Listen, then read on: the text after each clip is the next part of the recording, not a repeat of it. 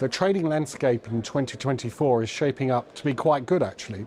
The first 5 months of the year saw more trade reforms than we've ever seen in the 15 years of tracking that we've been doing. So that's good news, largely an emerging market story.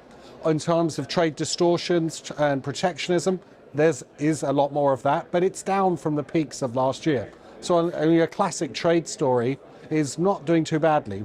When we look at export volumes, patchy, but there's still some places around chugging along at 2% a year, some regions of the world economy, so that's good. And of course, the really big growth area is always in digitally delivered services, which is just taking off. I think in some regions, aviation can take advantage of the new, of this better trade landscape. Some regions, I think, are doing better than others. So Asia ex-Japan, North America, even Latin America, of course, is profiting from the critical raw materials boom. So all of that stuff needs to be shipped around the world. Obviously some in ships, some in aircraft. I think the onshoring of dynamic is a lot more of a North American, maybe American phenomenon. So much of trade is still fairly static as it was before the pandemic. And a lot of that, of course, a lot of it goes on ships, but an increasing amount goes on planes too.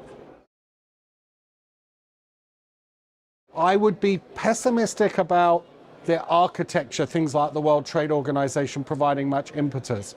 I'd be more optimistic on the regional front because we see great unfolding dynamics in Africa, Southeast Asia.